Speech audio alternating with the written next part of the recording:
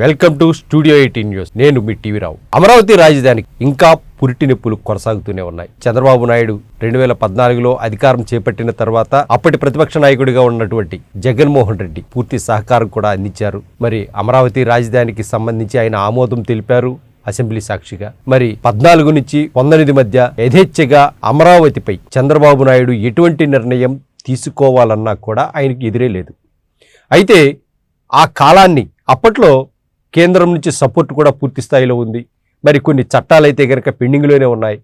మరి వాటి జోలికి కూడా వెళ్లకుండా చంద్రబాబు నాయుడు భూసేకరణ అనేటటువంటి కార్యక్రమాన్ని యథేచ్ఛగా కొనసాగించారు.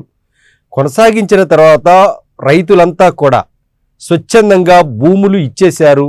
అక్కడ ఎటువంటి వివాదాలు లేవు. ఇక ఉందల్లా కూడా మేము చూపించేటటువంటి గ్రాఫిక్స్ ఏవైతే ఉన్నాయో అందుకు అనుగుణంగా అమరావతిని తీర్చిదిద్దుతామని ఆర్కిటెక్టులనైతేనేమి, అలాగే సింగపూర్ నుంచి కన్సార్టియం ఏకంగా వచ్చేసి ఇక్కడ ఏదైతే నిర్మాణాలు చేపట్టేస్తుందని పెద్ద ఎత్తున ఊదర కొట్టేశారు. అయితే అవి అనుకున్న స్థాయిలో ఎక్కడా కూడా ముందుకు జరిగినటువంటి దాఖలాలు లేవు 2014 నుంచి 2019 మధ్య. మరి ఆ కాలాన్ని వృధాగా ఏదైతే అమరావతి వ్యాప్తంగా మొత్తం కూడా పెట్టుబడులు అయితేనేమి, భూసేకరణలు అయితేనేమి, వచ్చినటువంటి ఇన్వెస్టర్స్ అయితేనేమి, ఏది జరిగినా కూడా అవన్నీ కూడా పేపర్లలో టీవీల్లో ఊదరగొట్టడమే కానీ ల్యాండ్ అయినటువంటి పరిస్థితి అయితే ఎక్కడా లేదు. కనీసం 5,000 కోట్ల రూపాయలు కూడా ప్రభుత్వం వైపు నుంచి అక్కడ వెచ్చించినటువంటి పరిస్థితి కూడా లేదు.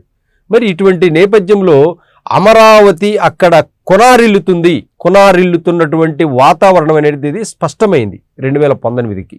మరి ఆ తర్వాత దీన్ని ఆసరాగా చేసుకొని ఇదంతా గ్రాఫిక్స్ చంద్రబాబు నాయుడు నాశనం చేశాడు, అమరావతి పేరు చెప్పి భూములు దండుకున్నారు, అయిన వారికి ఇచ్చేస్తున్నారు అనేటటువంటి దాన్ని కాస్త ఇంకా రింగ్ రోడ్ అంటూ ఇక ఇతరత్ర అంశాలన్నింటినీ కూడా ప్రతిపక్ష నేతగా ఉన్నటువంటి జగన్మోహన్ రెడ్డి అక్కడ ప్రస్తావిస్తూ చుట్టుపక్కల ఉన్నటువంటి ల్యాండ్ స్కామ్ ఏదైతే మొత్తం కూడా ఈ భూములను అయిన వారికి కట్టబెట్టేటటువంటి కార్యక్రమం యథేచ్ఛగా జరుగుతుందని జగన్మోహన్ రెడ్డి అప్పట్లో రాష్ట్ర వ్యాప్తంగా దీన్ని ప్రచారం చేశారు.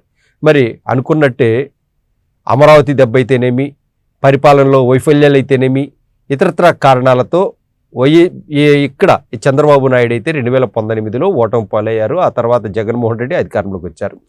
అధికారంలోకి వచ్చిన తర్వాత ఉన్నదాన్ని ముందుకు తీసుకెళ్లడంలో జగన్మోహన్ రెడ్డి పూర్తిగా విఫలమయ్యారు.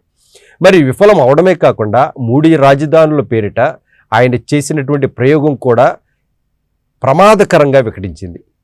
ఏదైతే ఆయన అమరావతిని డెవలప్ చేస్తూనే ఓవైపు న్యాయ రాజధానిగా కర్నూలు, ఇటువైపు అంటే రాయలసీమ, ఇటువైపు విశాఖపట్నాన్ని కూడా ఆయన రాజధానిగా ఎంచుకున్నారు. మరి 3 రాజధానుల పేరిట ఆయన ఆడినటువంటి గేమ్ అట్టర్ ఫ్లాప్ అయిపోయింది. మరి ఎక్కడా కూడా ఆయన అనుకున్న స్థాయిలో రాష్ట్రానికి రాజధాని లేకుండా చేశారనేటువంటి అపవాదు బలంగా మూటగట్టుకున్నటువంటి పరిస్థితి. మరి ఓవైపు 10 సంవత్సరాల కాలంలో 2014 నుంచి రాజధాని లేని రాష్ట్రంగా 2024 వరకు కొనసాగినటువంటి వైనం చూస్తే చాలా బాధాకరమైనటువంటి అంశం. ఎందుకంటే అమరావతికి సంబంధించి ఆయా ప్రాంతంలో ఉన్నటువంటి రైతులందరూ కూడా అసలు ఏంటి ఈ పరిస్థితి, భూములిచ్చి నష్టపోయామా, భూములిచ్చి తాము ఇన్ని కష్టాలు పడాల్సినటువంటి పరిస్థితి ఎందుకు వచ్చింది అనేటటువంటి దానిపైనే ప్రధానంగా వారంతా కూడా మేధోమదనం, అంతేకాకుండా అంతర్మదనం కూడా పొందుతున్నటువంటి పరిస్థితి. మేధోమదనం ఎంత జరిగినా కూడా పరిష్కారాలు అయితే కనుక ఈ 10 సంవత్సరాల్లో కనిపించినటువంటి పరిణామాలు రిపీట్గా జరిగాయి.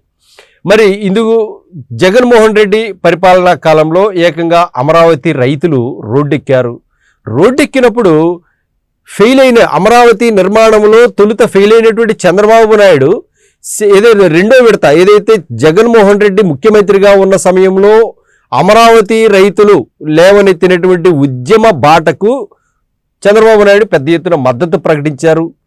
ఒకానొక సమయంలో ఇది చంద్రబాబు స్పాన్సర్డ్ ఉద్యమంగా కూడా దీన్ని చెప్పుకుంటూ వచ్చింది మీడియా.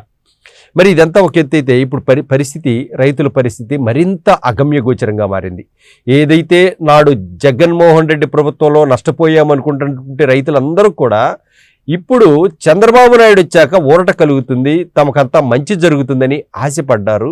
కానీ ఆశ అడియాశలైపోతున్నటువంటి దాఖలాలు అమరావతి వ్యాప్తంగా అక్కడ జరుగుతున్నటువంటి పనులు పరిణామాలను చూస్తే అర్థమవుతుంది. మరి ఎందుకంటే ఇప్పటికీ తొలుత 35,000 ఎకరాలు తీసుకోవడం ఏదైతే 14-19 మధ్య, మరి ఆ తర్వాత ప్రాజెక్టు మొత్తం కూడా కుప్పకూలిపోయింది.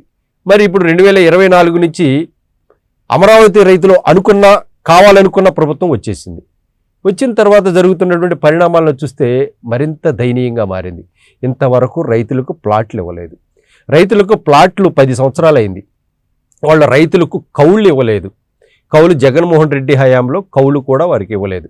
మరి ఇటువంటి పరిస్థితుల్లో ఏదైతే 10 సంవత్సరాలుగా పంటలు పండించుకుని బతికే రైతులకు మట్టిలో తమ పొలాల్లోకి వెళ్ళి మట్టి పని చేసుకొని పంటలు సాగు చేసుకోలేనటువంటి దైన్యంలో ఆ రైతులు ఉండాల్సినటువంటి గత్యంతరం ఏర్పడింది.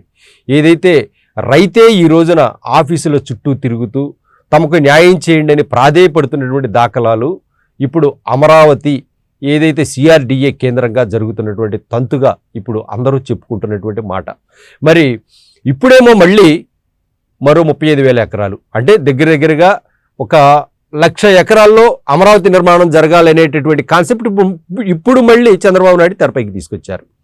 ఏదైతే గతంలో తీసుకున్నటువంటి 32,000 నుంచి 35,000 ఎకరాలు ఉన్నాయో ఆ మొత్తంలో ఏదైతే ఆ విస్తీర్ణంలో రాజధాని నిర్మాణం జరిగితే ఇది ఒక చిన్న మున్సిపాలిటీగానే ఉంటుంది. కాబట్టి దీన్ని ఇంకా మరింతగా ఎక్స్టెండ్ చేసి కనీసం తక్కువగా 1,00,000 ఎకరాల్లో అమరావతి ఉంటే దీంట్లో సౌలభ్యకరమైనటువంటి సౌకర్యవంతమైనటువంటి ఏర్పాట్లు చేసి భవిష్యత్ తరాలకు అందించగలుగుతాననేటటువంటిది చంద్రబాబు నాయుడు చెప్తున్నటువంటి మాట.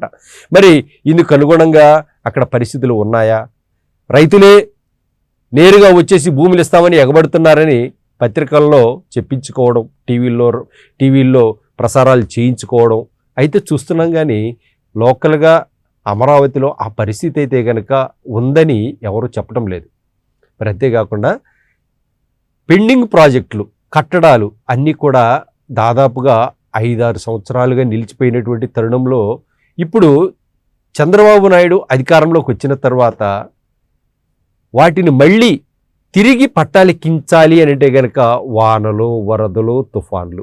మరి ఈ నేపథ్యంలో ఏకంగా ఏదైతే అధికారం మారిన తర్వాత నేరుగా ఏదైతే చంద్రబాబు నాయుడు డ్రీమ్ ప్రాజెక్ట్ అయినటువంటి అమరావతి దగ్గరికి వెళ్ళి చూస్తే అంతా కూడా సెలయేరులు తలపించాయి. మరి ఆ నీటిని ఎత్తిపోసేటప్పుడు ఏకంగా పెద్ద చేపలు కూడా దొరికాయట. మరి అదే పరిస్థితి ఇప్పుడు ఇటీవల కురిసినటువంటి వర్షాలకు, వరదలకు కూడా ఆయా ప్రాంతం మొత్తం కూడా నీట మునిగిపోయింది. నీట మునిగిపోతే ఏకంగా బోర్లు, పంపు సెట్లు పెట్టి వాటి నీటిని తోడిపోయటానికే కొన్ని 100 కోట్ల రూపాయలు ఖర్చు అవుతుంది. మరి ఇందుకు టెండర్లు కూడా పిలుస్తున్నారు. మరి అప్పట్లో జగన్మోహన్ రెడ్డి అధికారం దిగిపోయిన తర్వాత తుమ్మ చెట్లు కొట్టేయడానికి భారీ ఎత్తున టెండర్లు పిలిచారు. 100 కోట్ల రూపాయలు ఈ విధంగా అమరావతి కట్టడాలకు సంసిద్ధం చేయడం కోసమే ఈ యొక్క పరిస్థితులు ఈ విధంగా ఉన్నాయంటే మరి భవిష్యత్తులో ఈ నిర్మాణాలు ముందుకు సాగుతాయా లేదా అనేటటువంటిది ఇంకా అమరావతి రైతుల్లోనూ ఆ స్థానికంగా ఉన్నటువంటి ప్రజల్లోనూ మిగిలిన రాష్ట్ర ప్రజల్లోనూ భారీ ఎత్తున లక్షల కోట్ల రూపాయలు మొత్తం కూడా రాష్ట్ర సంపద మొత్తం కూడా ఒకే చోట కేంద్రీకృతమైనటువంటి అమరావతి ప్రాంతంలో పెడితే మరి మా భవిష్యత్తు ఏంటంటూ ఇప్పటికే చర్చలు రాష్ట్ర వ్యాప్తంగా చర్చలు జరుగుతున్నాయి. మరి దీనిపై ప్రభుత్వం అయితే నిమ్మకు నీరెత్తినట్టుగా వ్యవహరిస్తోంది. అమరావతి ఒకటే రాష్ట్రానికి కావాల్సిందే అనే విధంగా వ్యవహరిస్తోందన్నట్టుగా భావించాల్సి వస్తుంది. భవిష్యత్ తరాలకు అదనపు ఎకరాలు కావాలంటూ ఇప్పుడు రైతులపై ఒత్తిళ్లు తీసుకొస్తున్నటువంటి దాఖలాలు కనిపిస్తున్నాయి. ఎయిర్పోర్ట్ అయితేనేమి, రైల్వే స్టేషన్లు అయితేనేమి, ఇతరత్ర పార్కులైతేనేమి వీటినన్నింటినీ దృష్టిలో పెట్టుకుని భవిష్యత్ రాజధాని ఇలానే ఉండాలనే విధంగా చంద్రబాబు నాయుడు తీసుకున్నటువంటి నిర్ణయాలన్నీ కూడా మరి వీటికి మద్దతుగా ఈ నిర్ణయాలన్నిటికీ మద్దతుగా స్థానికంగా రైతుల నుంచి వస్తుందా లేదా అనేటటువంటిది అక్కడ భూసేకరణలకు ఉపక్రమించే అధికారులకే తెలియాలి. ఎందుకంటే రైతులు గతంలో ఇచ్చినటువంటి భూములకు సంబంధించి ఎటూ తేల్చకుండా ఇంకా పెండింగ్లోనే ఉన్నాయి. వాటికి సంబంధించి భూముల్ని మళ్ళీ రిటర్న్ ప్లాట్లు ఎక్కడా ఇవ్వట్లేదు. మరి ఇప్పుడు ప్లాటులు ఇచ్చేటటువంటి పరిస్థితుల్లో కూడా చంద్రబాబు నాయుడు ప్రభుత్వం లేదు. ఈ కూటమి ప్రభుత్వంలో ఇప్పుడున్నటువంటి పరిస్థితుల్లో ఆయా ప్రాంతంలో ఫస్ట్లో ఏదైతే 14-19 మధ్య భారీ ఎత్తున ఆయా ప్రాంతాలకు ధరలు విపరీతంగా పెరిగిపోయాయి. ఆ తర్వాత జగన్మోహన్ రెడ్డి వచ్చిన తర్వాత అమరావతిని ఆయన అడ్డుకున్నటువంటి తరుణంలో అక్కడ రేట్లు గణనీయంగా పడిపోయిన తర్వాత ఇప్పుడు మళ్ళీ చంద్రబాబు నాయుడు అధికారంలోకి వచ్చిన తర్వాత ఈ రేట్లు ఏదైతే ధరలు విపరీతంగా పెరుగుతాయనేటటువంటిది అక్కడ భావిస్తున్నటువంటి తరుణంలో కొంతవరకు పెరిగినా కూడా భవిష్యత్తుపై ఇంకా నీలి నీడలు కమ్ముకునే ఉన్నాయి. మరి ఇటువంటి పరిస్థితుల్లో జగన్మోహన్ రెడ్డి భవిష్యత్తులో మళ్ళీ వస్తే అమరావతి జరుగుతుందా లేదా, అమరావతి ముందుకు వెళుతుందా లేదా అనేటటువంటి అనుమానాలు కూడా బలంగా నాటుకున్నటువంటి తరుణంలో మరి మిగిలిన రైతులు ఇంకొక దాదాపుగా 55,000 ఎకరాలకు పైగా మళ్ళీ సేకరించేటటువంటి క్రతువు ప్రారంభమైంది. మరి ప్రారంభమైనప్పుడు ఈ భూములన్నింటికీ సంబంధించి ఇప్పుడు మళ్ళీ ప్రభుత్వానికి ఈ భూములను కట్టబెట్టేందుకు రైతులు సిద్ధంగా ఉన్నారా లేరా అంటే గనక స్థానికంగా వ్యతిరేకత బలంగా వ్యక్తమవుతోంది.